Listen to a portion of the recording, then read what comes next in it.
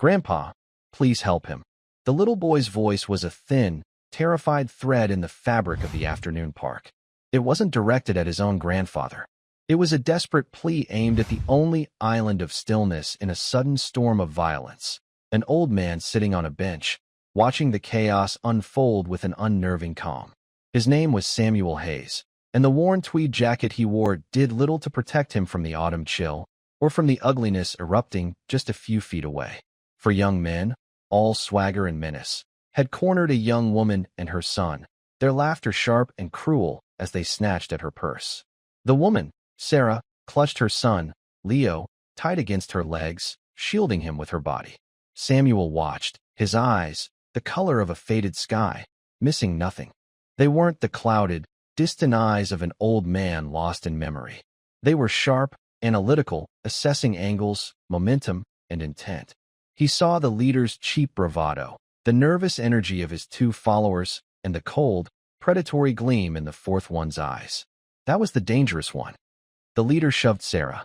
She stumbled back, crying out as her ankle twisted. Leo's small cry pierced the air again. That was the trigger.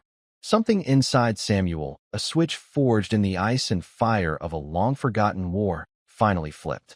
He rose from the bench, not with the creaking reluctance of his 86 years, but with a fluid, deliberate economy of motion. His back was straight, his shoulders squared. He looked less like a frail retiree and more like an ancient oak tree finally deciding to move. "That's enough," he said. His voice wasn't loud, but it cut through the noise, clear and steady as a ship's bell in a fog. The four men turned, their sneers deepening as they took in the sight of him. An old man, his face a roadmap of wrinkles, his hands gnarled with arthritis. "What did you say, Pops?" The leader scoffed, taking a step toward him. "You want some of this too? Go back to your bingo game." Samuel didn't answer.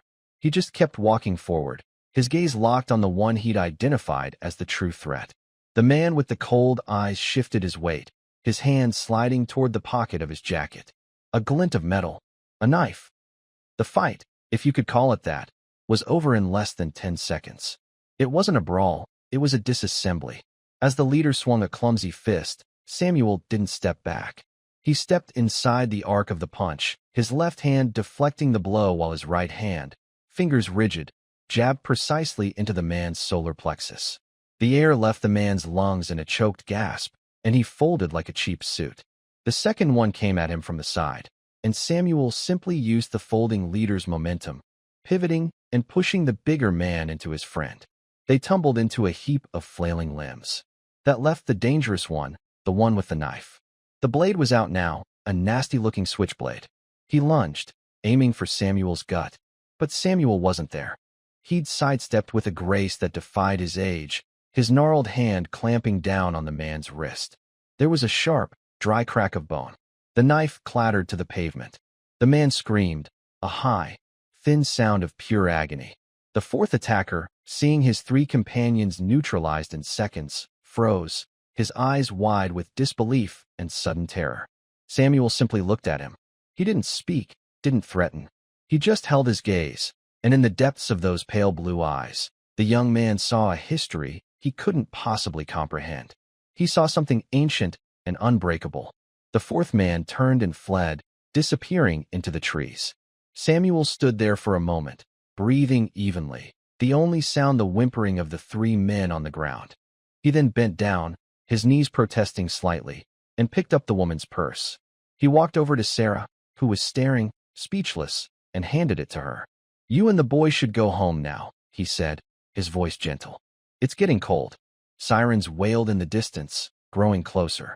Onlookers, who had kept a safe distance, were now emerging, their phones held up to record the aftermath. Sarah was still trying to process what had happened. This quiet, elderly man had moved with the lethal precision of a striking snake. He hadn't fought them. He had dismantled them, piece by piece, with a calm, almost detached expertise that was far more terrifying than any street brawler's rage.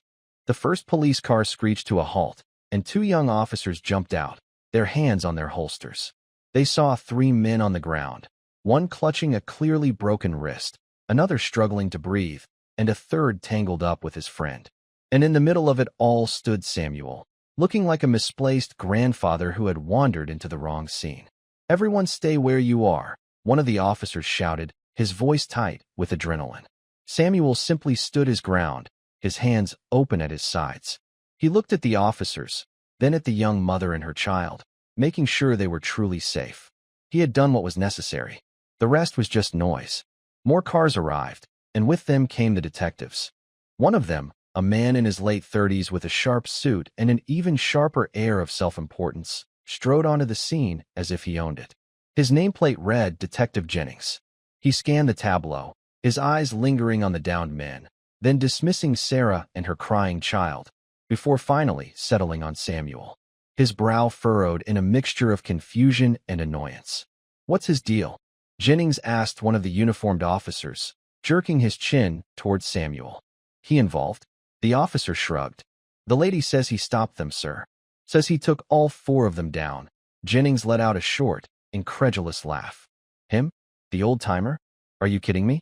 Look at him. He probably weighs 120 pounds soaking wet." He walked over to Samuel, his stride radiating an arrogance that set Samuel's teeth on edge. "All right, Grandpa, what's your story? Did you hit them with your cane?" Samuel met his gaze and said nothing. He had seen men like Jennings before. Men who wore their authority like a costume, believing it made them bigger than they were. They were loud, they were confident, and they were often the first to break when things got real. "Are you deaf, old man?" Jennings snapped, his patience already wearing thin. "I'm talking to you. We've got 3 injured men here and witnesses saying you're the one who did it." "That's aggravated assault." Sarah, overhearing this, rushed forward. "No, he saved us. They had a knife. They were robbing me. And he protected us." Jennings waved a dismissive hand at her. "Ma'am, please. Let the professionals handle this. We'll get your statement in a minute." He turned his attention back to Samuel, his eyes narrowing. "I need to see some ID, and you're going to have to come down to the station with me. We need to figure out what really happened here." He reached out and grabbed Samuel's arm. The touch was firm, proprietary, and it was a mistake. The moment Jennings' fingers closed around his bicep, the world tilted for Samuel. The scent of cut grass in the park was replaced by the sharp, metallic smell of pine needles and gun oil. The distant city traffic faded into the sound of wind whistling through the skeletal trees of a frozen forest. The detective's grip was the enemy's hand clamping on his shoulder in the dark, the start of a final, desperate struggle for life. He was no longer in a city park in 2023. He was in the Ardennes, 1944. Snow crunched under his boots. The weight of his pack, heavy with explosives and ammunition, was a familiar ache in his back. He could feel the cold seeping through his worn fatigues, a damp, biting chill that went straight to the bone. He and his 3-man team were deep behind enemy lines, their mission to sever a critical communication line before the coming offensive. They were ghosts, members of a unit that didn't officially exist, sent to do the impossible. They called themselves the Phantoms. The ambush had been as silent and sudden as the snowfall. They hadn't seen the patrol, hidden in white camouflage against the drifts. One moment, there was only the sound of their own breathing. The next, the world exploded in muzzle flashes and the vicious tear of machine gun fire. His 2 comrades went down instantly, their lives extinguished before they could even utter a cry. He was alone, dozens of miles from any friendly force, hunted by an enemy patrol. He remembered the desperate flight through the trees, the burn in his lungs, the way he forced himself to stay calm, to think, to use the terrain. He remembered setting the trap, using the last of his explosives to create a diversion while he circled around. And he remembered the final confrontation. Hiding in a snow-laden thicket, he'd waited until the last soldier passed, then emerged from the shadows. The soldier, barely a boy, turned, his eyes wide with shock. He dropped his rifle in his haste to draw his sidearm. Samuel had closed the distance, the fight becoming a primal struggle in the snow. He remembered the German's hand grabbing his arm, just like the detective's. He remembered the cold shock of the boy's knife slicing through his jacket, a fire licking along his ribs. He remembered the grim necessity of what came next, the precise, practiced movements that ended the struggle, the silence that followed, broken only by his own ragged breathing and the gentle fall of snow on the still forest. He had survived, completed his mission alone, and spent 4 days walking back to Allied lines with a knife wound and frostbitten feet. He had survived because he had become something other than a man. He had become a phantom, a creature of the cold and the shadows. "Hey, I'm talking to you." Jennings' voice yanked him back to the present. Samuel blinked, the snowy forest receding, replaced by the concerned faces of the uniformed officers and the angry, reddening face of the detective. He realized he had instinctively, without thought, twisted his arm, applying a subtle pressure to Jennings' wrist that had the detective wincing in pain. Samuel immediately released his grip. "My apologies," he said softly. "You startled me." Jennings pulled his hand back, rubbing his wrist and staring at Samuel with a new, suspicious light in his eyes. There was no way an old man should have a grip like that. "That's it," Jennings said, his authority now mixed with personal insult. "You're coming with me." Now he gestured to one of the officers. "Cuff him." The young officer hesitated, looking from his superior to the calm, elderly man. "Sir? He's the one who helped the victim. I don't care," Jennings snapped. "He assaulted 3 people, and he's resisting. Cuff him." "It's procedure." Samuel didn't resist. He simply held out his hands, his wrists thin and bird-like. The cold metal of the handcuffs clicked shut. It felt familiar. He had been a prisoner of war once, for a very short, very violent period of time. As they led him to the patrol car, he glanced back at Sarah and Leo. The little boy was watching, his eyes huge. Samuel gave him a small, reassuring nod. The hero of the hour was being arrested, and the real criminals were being loaded into ambulances. Justice, he mused, was often a matter of perspective. At the station, the process was a demeaning exercise in bureaucratic absurdity. Jennings sat Samuel down in a sterile, windowless interrogation room, the air thick with the smell of stale coffee and disinfectant. The detective paced back and forth, firing questions like bullets. "Who are you, really? Where did you learn to fight like that? You ex-military? Some kind of washed-up black belt?" Samuel answered each question with simple, unadorned truth. "My name is Samuel Hayes. I learned to defend myself a long time ago. Yes, I was in the Army." "What unit?" Jennings demanded, leaning over the table. "I don't recall the name," Samuel said. It wasn't a lie. The Phantoms had no official name on any public record. "You don't recall?" Jennings scoffed. "Convenient. Look, old man, you're in a lot of trouble. You can make this easier on yourself by cooperating." Samuel simply sat there, his cuffed hands resting on the metal table, his patience a deep, endless well.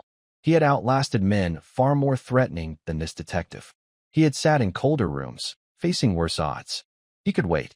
The interrogation went on for hours, a fruitless exercise in which Jennings' frustration grew with every calm, simple answer Samuel provided. Finally, Jennings gave up for the night, placing Samuel in a holding cell. "We'll try this again in the morning," he snarled. "Maybe a night in a cell will jog your memory." Samuel didn't mind the cell. It was quiet. He closed his eyes, and, for the first time in a long time, he didn't see the snows of the Ardennes. He saw the face of the little boy in the park. He had done the right thing. That was all that mattered. The next morning, the precinct was buzzing with an unusual energy.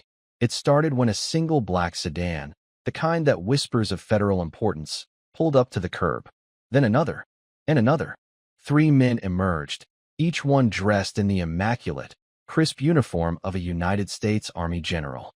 One was a 2-star, another a 3-star, and the man in the lead, tall and broad-shouldered with a chest full of ribbons and silver hair cut with military precision, wore the 4 stars of a full general. The desk sergeant, a man who had seen it all, nearly swallowed his tongue. He fumbled to his feet as the 3 men entered the precinct, their very presence seeming to suck the air out of the room. Every cop in the vicinity froze, their conversations dying in their throats. "We are here to see a Mr. Samuel Hayes," the 4-star general said, his voice a low, commanding rumble that needed no amplification. "I believe he is in your custody." "My name is General Peterson," the desk sergeant could only stammer. Yes, sir. Right away, sir." He frantically buzzed the detective's division. "Jennings, get out here. Now."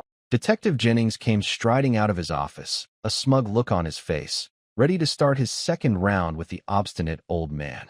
The look vanished the second he saw who was standing in the lobby. He stopped dead, his mouth falling slightly open. He had never seen a general in person before, let alone 3 of them, one of whom was a 4-star. The police chief came hurrying out of his office, his face pale. "General Peterson, to what do we owe the honor?" General Peterson's eyes were like chips of granite. He didn't waste time on pleasantries. "You are holding one of this nation's greatest heroes in a jail cell, Chief. I suggest you rectify that situation immediately. Where is he?" Jennings, looking utterly bewildered, led the way. The generals followed, their polished boots echoing on the linoleum floor like drumbeats of judgment. They arrived at the interrogation room where Samuel was waiting, a styrofoam cup of cold coffee untouched in front of him. Jennings opened the door. Samuel looked up, his expression unreadable, as the 3 uniformed men filled the doorway. He recognized the insignia, but not the faces. They were all too young. Then the 4-star general stepped forward and came to a rigid position of attention. He executed a salute so sharp, so filled with profound respect, that it seemed to vibrate in the small room. "Mr. Hayes," General Peterson said, his voice thick with emotion. "It is an honor, sir." The other 2 generals followed suit, saluting the old man in the worn tweed jacket. Samuel slowly, a little stiffly, rose to his feet. He gave a slight, acknowledging nod. "It's been a long time, General," he said quietly. Jennings stared, his mind struggling to compute the scene before him. Generals were saluting the crazy old man he'd arrested for assault. The police chief looked like he was about to have a heart attack. General Peterson lowered his salute but remained at attention. He turned his glacial gaze on Jennings. "Detective," he began, his voice dangerously soft. "Do you have any idea who this is?" Jennings shook his head, unable to speak.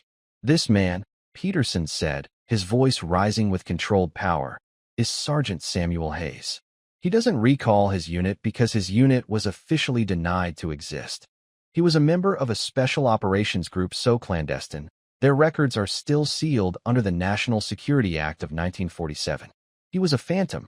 The general took a step closer to Jennings, who involuntarily shrank back. In the winter of 1944, during the Battle of the Bulge, Sergeant Hayes's team was ambushed deep behind enemy lines. He was the sole survivor. Wounded, with no supplies, and hunted by an entire enemy platoon, he not only evaded capture for 4 days in a blizzard, but he also completed his mission. Alone, he destroyed a communications hub that was coordinating the armored spearhead of the German offensive, single-handedly delaying a Panzer Division's advance for 12 critical hours. His actions saved the lives of an entire regiment of the 101st Airborne who were cut off and about to be annihilated. For this, he was awarded the Medal of Honor. In secret, Peterson wasn't finished. His eyes bored into Jennings. That was just one mission. He has 2 Distinguished Service Crosses for Silver Stars and 5 Bronze Stars for Valor. He fought in Korea and did 2 tours in Vietnam, serving in MECVSOG, another unit you've probably never heard of, running cross-border operations that we still can't talk about. This man has bled on 3 continents for this country. He has forgotten more about courage and sacrifice than you will ever know. He is not a grandpa or an old-timer. He is a living legend. And you put him in handcuffs. The silence in the room was absolute. Every word had landed like a hammer blow. Jennings was chalk white, his arrogance stripped away, leaving only a raw, gaping shame. He looked at Samuel, truly looked at him for the first time, and saw not a frail old man, but the shadow of the warrior he had been. He saw the history in his steady eyes, the strength in his quiet posture. The police chief finally found his voice. "General, I am so sorry. We had no idea. Detective Jennings, release him immediately and apologize to Mr. Hayes." Jennings fumbled with the handcuff key, his hands shaking so badly he could barely fit it into the lock. The cuffs clicked open. Samuel rubbed his wrists, his expression not of triumph, but of a deep, abiding weariness. Jennings stood before him, his head bowed. "Mr. Hayes, sir, there are no words. I am so sorry. I was arrogant and I was wrong. I completely misjudged you, and I am deeply ashamed." He looked up, his eyes pleading. "Is there anything I can do?" Samuel looked at the young detective, and for the first time, he offered a small, sad smile. He saw not an enemy, but a young man who had been taught to see the world through a narrow, cynical lens. A man who valued uniforms and authority over character and quiet dignity. "You're young," Samuel said, his voice kind. "You see a uniform, you see an old man's jacket.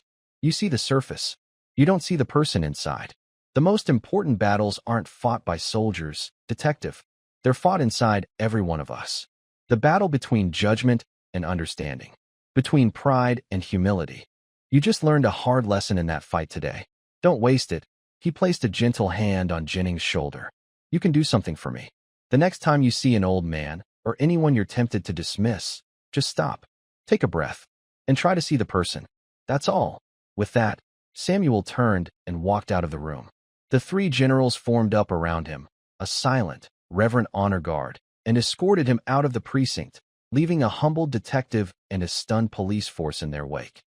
As Samuel stepped out into the bright morning sun, he felt a sense of peace he hadn't known in years. The ghosts of the Ardennes, for a moment, seemed to recede. He had not sought recognition, and he did not want it now. But he knew that today, at least one young man had learned that heroes don't always wear uniforms or carry weapons. Sometimes they wear worn tweed jackets and sit quietly on park benches, waiting to be needed. The story of what happened at the precinct spread like wildfire, a cautionary tale for every rookie and a moment of reflection for every veteran on the force. Detective Jennings was never the same. He became a quieter, more thoughtful officer, known for his patience and his uncanny ability to connect with people from all walks of life, especially the elderly and forgotten. He learned to see the person, not the label.